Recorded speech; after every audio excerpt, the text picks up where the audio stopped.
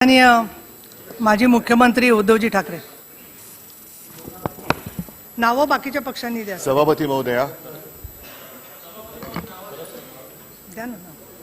आत्ताच माननीय विरोधी पक्ष नेत्यांनी जो प्रस्ताव मांडला त्याच्यावरती मी माझी काही मतं मांडू इच्छितो आणि आपण त्याबद्दल मला संधी दिली त्याच्याबद्दल आभारी आहे. प्रश्न फार महत्त्वाचा आहे आणि एका गोष्टीचं मला बरं वाटलं की सभागृहातील सर्वच सदस्यांचं या विषयाबद्दल एकमत आहे. त्याबद्दल मी पहिल्या प्रथम सर्व सदस्यांचं पक्षभेद बाजूला ठेवून अभिनंदन करतो की निदान मराठी माणसासाठी आणि महाराष्ट्राच्या न्याय हक्कासाठी आपण सर्वांनी एकत्र येण्याची इच्छा व्यक्त केली आहे. त्याच्याबद्दल मी खास धन्यवाद देतोय. जवळपास आता उल्लेख केला 56, पण त्या आधीपासून बेळगाव आणि तो जो सगळा मी कर्नाटक व्याप्त महाराष्ट्र मुद्दामून म्हणेन. याचं कारण असं की आज आपण ठराव कोणी आणावा, चर्चा कोणी करावी, नावं कोणाची असावी, किती असावी याच्यावरती नाथाभाऊ आपण बोलतो आहोत. पण ज्या वेळेला भाषावर प्रांतरचना झाली त्याच्या कितीतरी आधीपासून हा जो काही संपूर्ण प्रदेश आहे त्याच्यामध्ये मराठी भाषा ही मातृभाषा म्हणून मुरलेली आहे, रुजलेली आहे आणि तिथल्या कित्येक पिढ्या या मराठी भाषेमध्ये बोलत आलेल्या आहेत, शिक्षण घेत आलेले आहेत आणि त्यांचे दैनंदिन व्यवहार करत आलेले आहेत. मुळामध्ये हा लढा जो आहे तो दोन भाषांचा नाही आहे, सरकारमधला आहे का त्याच्याबद्दल आपण बोलू शकतो, पण हा लढा जो आहे तो माणुसकीचा लढा आहे. कारण आपल्या देशाला स्वातंत्र्य मिळून 75 वर्ष झाली. जवळपास तेवढाच किंवा त्याहूनही अधिक काळ तिथली मराठी माणसं मराठीमध्ये बोलतायत आणि एवढं बोलून सुद्धा त्यांनी विविध मार्गाने आपली मतं व्यक्त केलेली आहेत की आम्हाला महाराष्ट्रामध्ये जायचं आहे. लोकशाही मार्गाने निवडणुका जिंकून त्यांनी दाखवलेलं आहे, आंदोलनं केलेली आहेत, नंतर ठरावही मंजूर झालेले आहेत. मी आपल्याला एक पेन ड्राईव्ह देणार आहे. कारण काय होतं की विरोधी पक्षात आल्यानंतर पेन ड्राईव्ह यायला लागतात, अशी एक साधारणतः मला असं वाटतं पद्धत झालेली आहे की जो विरोधी पक्षात असतो त्याच्याकडे पेन ड्राईव्ह यायला लागतात. पण हा जो पेन ड्राईव्ह आहे या पेन ड्राईव्हमध्ये मी साधारणतः 70च्या दशकात महाराष्ट्र सरकारनेच एक फिल्म केलेली आहे, केस फॉर जस्टिस. ती फिल्म मी मुद्दामून आणलेली आहे. या फिल्मचा जो एक उद्देश होता तो उद्देश अत्यंत स्पष्ट आहे. साधारणतः 18व्या शतकापासून तिकडे मराठी भाषा कशी वापरत आहे, मग जुन्या पाट्या त्याच्यामध्ये आहेत, जुने काही प्रशासकीय कामकाजाचे कागद जे मराठीमध्ये आहेत, इतर आणखीन काही महिला मंडळ कशी मराठीमध्ये होती, शाळा कशा मराठीमधल्या होत्या, इतर जी काही संस्था आहेत त्या कशा मराठीमधल्या, ह्याचे सगळे पुरावे त्याच्यामध्ये आहेत. परंतु ती जी फिल्म आहे त्याच्यात अर्ध्या भागामध्ये ऑडिओच नाही आहे. मी आपल्याला हा पेन ड्राईव्ह देऊ इच्छितो, तो आपण घ्यावा आणि माझी विनंती आहे की हा पेन ड्राईव्ह ह्याच्यातली जी फिल्म आहे ती या सभागृहातल्या सदस्यांना तर आपण दाखवावीच, पण दोन्ही सभागृहातल्या सदस्यांना ही फिल्म दाखवण्यात यावी की जेणेकरून जे नवीन पिढीतले आता सगळे लोकप्रिय सदस्य, सन्माननीय सदस्य या सभागृहात आलेले त्यांना कळू द्या की हा ठराव म्हणजे नेमकं काय आहे आणि हा ठराव कशासाठी आपण आणतोय, का आपण तिथल्या जनतेच्या पाठीशी उभं राहायचं आणि कशी त्या जनतेवरती एक भाषिक अत्याचाराची एक जी पकड दिवसागणी घट्ट होत चाललेली आहे त्याच्या विरुद्ध आपण काय नेमकं करायला पाहिजे हे ही फिल्म बघितल्यानंतर कळेल. या विषयावरती पूर्वी महाजन रिपोर्ट म्हणून एक रिपोर्ट आला होता. मला वाटतं आपल्या हिंदुस्थानचे माजी सरन्यायाधीश महाजन, आणि त्यांनी तो रिपोर्ट दिला होता. त्या रिपोर्टची चिरफाड करणारं पुस्तक आपले महाराष्ट्राचे माजी मुख्यमंत्री बॅरिस्टर अंतुले साहेब त्यांनी लिहिलेलं आहे. ते पुस्तक पण जर आपल्या इकडे असेल तर तेही सर्वांना द्यावं, नसेल तर एक कॉपी मी ती आपल्याला देतो आहे. ही झेरॉक्स कॉपी मला सापडली, कारण आता ओरिजिनल पुस्तकं सुद्धा आता दुर्मिळ झालेली आहेत.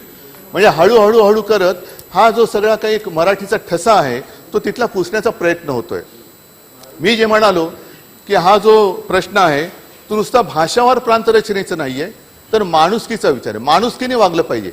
आजपर्यंत जेव्हापासून हा वाद सुरू झाला मला एक तरी उदाहरण असं दाखवलं जायला पाहिजे की किती वेळेला मराठी माणसांनी महाराष्ट्रात राहणाऱ्या कन्नड भाषिकांवरती अत्याचार केलेत, किती वेळेला महाराष्ट्र सरकारने कन्नड भाषिकांवरती जसं आज कर्नाटक सरकार तिथल्या मराठी भाषिकांवरती अत्याचार करते, खोटे गुन्हे दाखल करते, मारपीट करते, हा ठीक आहे.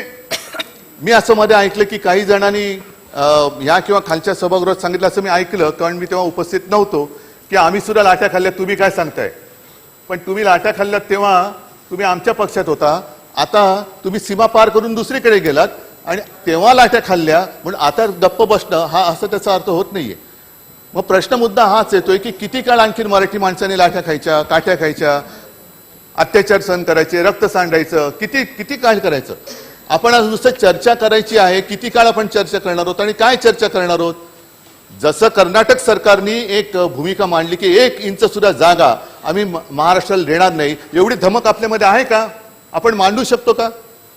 खरं म्हटलं तर आज हा प्रश्न सुटायला जेवढी पूरक परिस्थिती आहे तेवढी यापूर्वी असेल, पण सोडवला गेला नाही. ती का आहे, कारण कर्नाटक, महाराष्ट्र आणि दिल्लीमध्ये एका पक्षाचं सरकार आहे, एका पक्षाचं सरकार आहे. दोन्ही मुख्यमंत्री केंद्रात बसलेल्या माननीय पंतप्रधानांना आपला नेता मानतात, गृहमंत्र्यांना आपला नेता मानतात. परंतु गेल्या 8-15 दिवसापूर्वी जसं आज आपले मुख्यमंत्री दिल्लीत गेलेत, खरं त्यांनी महाराष्ट्राचा विषय इकडे सोडून दिल्लीत जाण्याची गरज नव्हती, पण दिल्लीत गेलेत.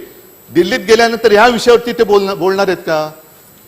मग गृहमंत्र्यांबरोबर जी चर्चा झाली, दोन्ही मुख्यमंत्री एकत्र आले आणि सर्वोच्च न्यायालयात हा जोपर्यंत खटला दाखल आहे, प्रलंबित आहे, तोपर्यंत जैसे ते परिस्थिती ठेवायची. ही परिस्थिती कोणी बिघडवलेली आहे. कर्नाटक आणि महाराष्ट्राचा जो काही सीमावाद आहे, हा प्रश्न सर्वोच्च न्यायालयात गेल्यानंतर एक एक पावलं पुढे कोण टाकत गेलेलं आहे. महाराष्ट्र टाकत गेलंय का, कर्नाटक टाकत गेलेलं आहे. आणि जर मी चुकत नसेन तर सर्वोच्च न्यायालयात ही केस गेल्यानंतर कर्नाटकाने बेळगावला उपराजधानीचा दर्जा दिला. हे जर का मी चुकत नसेल तर ते नमूद केलं गेलं पाहिजे. आणि बेळगावचं नामांतर केलं गेलेलं आहे.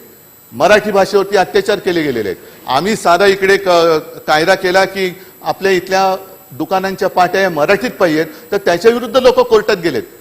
पण तिकडे मराठीमध्ये पाटी लावली किंवा मराठीमध्ये बोललं, महाराष्ट्रात जायचं बोललं तर राजद्रोहाचा गुन्हा दाखल केला जातो. कुठे आहेत आपण. एका देशातली 2 राज्य असल्यानंतर ह्या तंटा सोडवण्याची जबाबदारी आहे कोणाची. केंद्र सरकार पालक म्हणून पालकासारखं वागतंय का. सर्वोच्च न्यायालयात खटला दाखल केल्यानंतर आपल्या सरकारकडनं ज्या आग्रहीपणाने कर्नाटक सरकार भूमिका मांडते तशी भूमिका आपलं सरकार मांडताय का. आम्ही होतो ठीक आहे, आम्ही काय केलं, तुम्ही काय केलंय हे ठेवा बाजूला, आपण काय करणार आहोत हा आजचा महत्वाचा प्रश्न आहे. आणि माणुसकीचा प्रश्न जो बोललो तो हाच आहे की शिवसेनेने एक प्रयत्न केला होता. नाता भाऊ आपण म्हणाले की हा ठराव शिवसेनेतर्फे आहे, कारण आहे आमचा सगळ्यांचा जिव्हाळ्याचा प्रश्न आहे. 69 साली ज्या वेळेला सीमावादावरनं एक आंदोलन पेटलं होतं, मी त्या आंदोलनात सहभागी नव्हतो. म्हणजे उगाच सांगणार नाही मी बाबरीच्या आंदोलनात होतो, या आंदोलनात होतो, मग गोळ्या कशा जाताना पाहिल्या. आणि पण त्या वेळेला ती जी घटना घडली तेव्हा मी तिकडे माझ्या आईसह उपस्थित होतो. प्रसंग काय होता की तेव्हाचे उपपंतप्रधान मोरारजी भाई देसाई हे मुंबईत येणार होते. माहीमचा तो नाका आहे चर्चचा, तिकडे त्यांची गाडी थांबवली जाणार, ती थांबणार होती. एक सीमावासियांकडनं एक निवेदन त्यांना दिलं जाणार होतं आणि ते घेऊन मग ते निवेदन घडी करून खिशात टाकून ते जाणार होते. प्रत्यक्षात काय घडलं, मोरारजी देसाई आले पण बेगुमानपणाने ते त्यांची तर गाडी गेलीच, पण पायलट कार वगैरे दणा सगळं बाजूला करत उडवून, मग त्याच्यात एक आपलं फोटोग्राफर जखमी झाला. एका शिवसैनिकाच्या पोटावरनं गाडीचं चाक गेलं आणि अचानक तुफान लाठी हल्ला सुरू झाला, दगडफेक सुरू झाली, अश्रुधूर सुरू झाले. आणि त्याच्यानंतर त्याच पहाटे माननीय शिवसेना प्रमुखांना अटक झाली. 3 महिने शिवसेना प्रमुख त्यांच्यासोबत मनोहर जोशी, रत्नाजी साळवी हे येरवड्याच्या तुरुंगात होते. अनेक शिवसैनिकांची धरपकड झाली. खटला चालू राहिला. मुंबई जळत होती, 10 दिवस मुंबई जळत होती. पोलीस आणले, मिलिटरी आणण्याचा प्रयत्न झाला, पण मुंबई काही शांत होत नव्हती. माननीय शिवसेना प्रमुखांनी त्यावेळेला तुरुंगातून आवाहन केलं आणि एका क्षणात मुंबई शांत झाली. हे मी का सांगतोय की शिवसेना आणि हा सीमा प्रश्न त्यावेळेला तिथले जे सगळे नेते होते, बाबूराव ठाकूर होते, सायनाक होते, आणखीन काही मंडळी होती, ती यायची आमच्या घरी बैठका व्हायच्या, मग विविध प्रकारे त्याच्यावरती चर्चा व्हायची. हे लहानपणापासून मी ऐकत मी इथपर्यंत आलेलो आहे. म्हणजे जवळपास त्याच विषयाला आता 50 वर्ष होऊन गेली. 50 वर्ष हे विविध मार्गाने सगळं सांगतायत.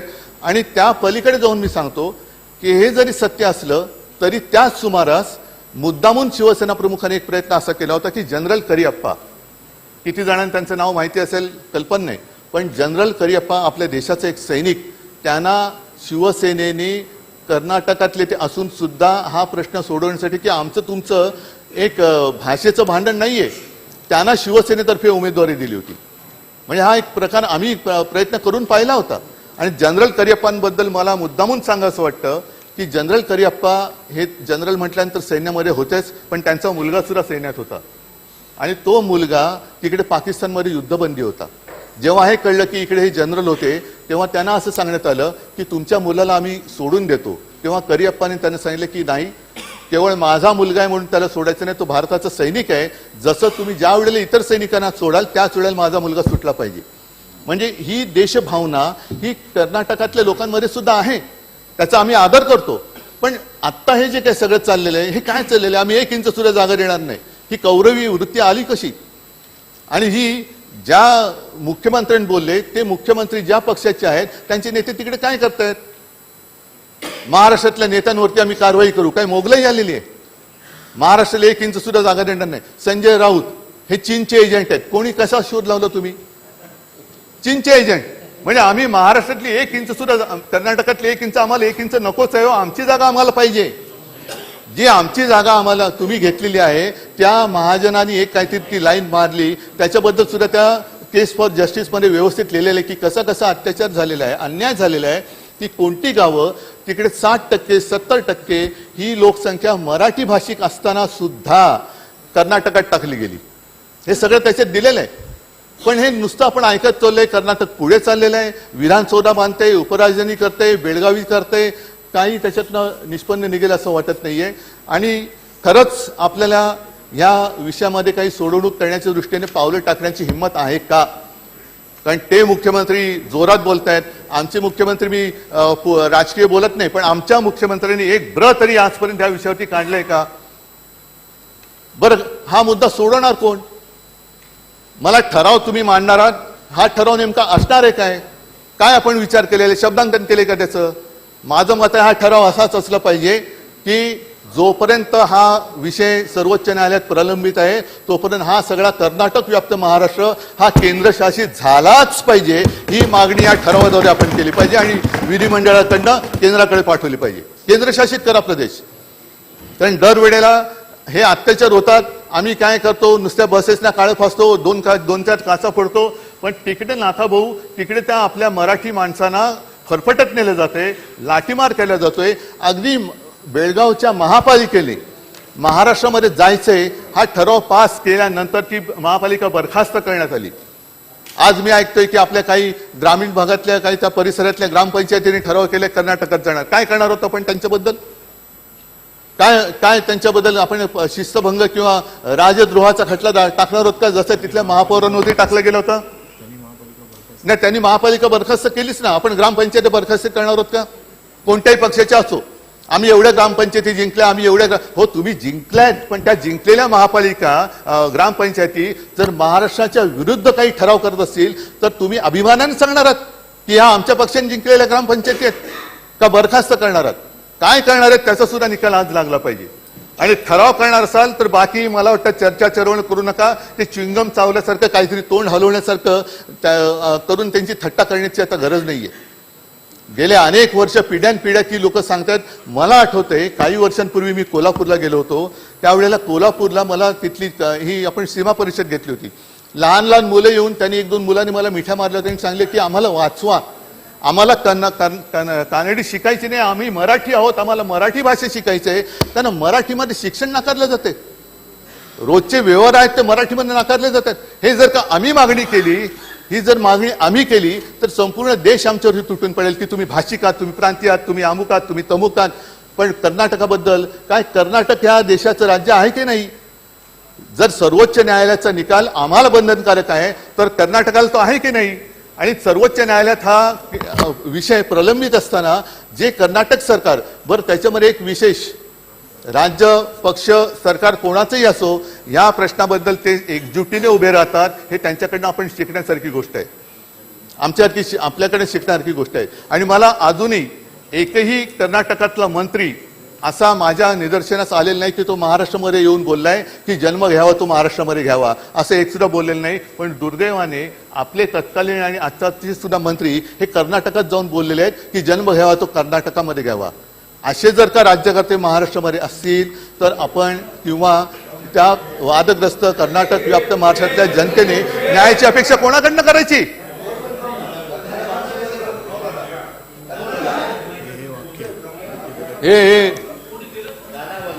हे चंद्रकांत दादा म्हणतात जन्म घ्यावा तर कर्नाटकामध्येच.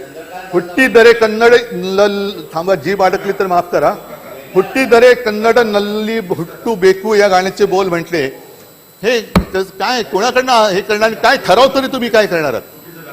पण आजच हे कर्नाटक सरकार का पेटलेलं आहे? याचं कारण असं की जी एक चर्चा आणखीन या सभागृहात व्हायला पाहिजे होती ती म्हणजे जर आपण आपले आदर्श त्यांचा अपमान आपल्या राज्यातच व्हायला लागला आणि आपण ते मुकाटपणाने गप्प राहून जर का बघत बसलो तर इतर राज्यही आपलं राज्य तोडणार नाही तर काय करणार? संपूर्णपणे हा जो कर्नाटक व्याप्त महाराष्ट्र आहे तो अत्याचार भोगत आलेला आहे. मुलं लहानाची मोठी होत आहेत. काही आता त्यावेळेची मी नावं घेतली, सायना खोते, बाबुराव ठाकूर होते तर राहिले पण नाहीये. अनेक लोक मोठी होऊन निघून गेली आणि हळूहळू हळूहळू करत ती महाराष्ट्र एकीकरण समिती सुद्धा फुटली. त्यांचा आता संयम तुटत चाललेला आहे, धीर खचत चाललेला आहे. पण आज नाही तर कधीच नाही ह्या एका जिद्दीने आपण जर का उभे राहिलो नाही तर मला वाटतं नुसती ही बडबड, माफ करा करायची हा शब्द असंसदीय होईल, पण बडबड करण्यामध्ये अर्थ नाहीये. जर ठराव करणार असेल तर हाच ठराव झाला पाहिजे की जोपर्यंत सर्वोच्च न्यायालयामध्ये या विषयाचा निकाल लागत नाही तोपर्यंत हा संपूर्ण भाग केंद्रशासित झाला पाहिजे. कानडीचा अत्याचार हा तिकडे थांबलाच पाहिजे आणि संपूर्ण प्रशासन जे आहे ते केंद्र सरकारने ताब्यात घेऊन आता केंद्र सरकार पालक म्हणून वागेल अशी एक अपेक्षा करतो. आणि मला असं वाटतं सर्वांचं जर एकमत असेल तर ही फिल्म त्यांना दाखवा. तो महाजन रिपोर्ट त्याचं जे काय अंतुलेने चिरफाड केली ती सुद्धा दाखवा. नाही, सगळेच महाजन तसे असतात असं माझं म्हणणं नाहीये. सगळेच महाजन महाराष्ट्र द्वेष्टे असतात असं माझं म्हणणं नाहीये. काही महाजन हे महाराष्ट्र द्वेष्टे होते, काही महाजन आहेत की नाही याचा शोध लागू शकतो, पण सगळे महाजन हे महाराष्ट्र द्वेष्टे असतात असं माझं म्हणणं नाही. महाजन आयोग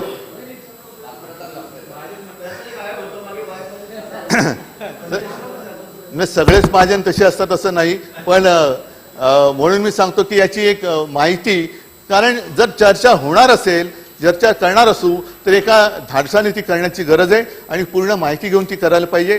बाकी चर्चा काय होणार त्यावेळेला तर मी असणारच आहे. माझी अशी अपेक्षा आहे की मुख्यमंत्री येतील नाही येतील, कधी येतील, काय करतील, दिल्लीतनं त्यांना कधी सोडलं जाईल, पुन्हा विमान अर्ध्या वाटेत आल्यानंतर परत बोलवलं गेलं तर आज ठराव मांडला जाईल की नाही मला माहिती नाही. पण हे आपलं सार्वभौम सभागृह आहे. विधिमंडळाने हा ठराव आजच्या आज करावा आणि केंद्र सरकारकडे पाठवावा अशी माझी नम्र विनंती आहे. धन्यवाद. जय हिंद, जय महाराष्ट्र.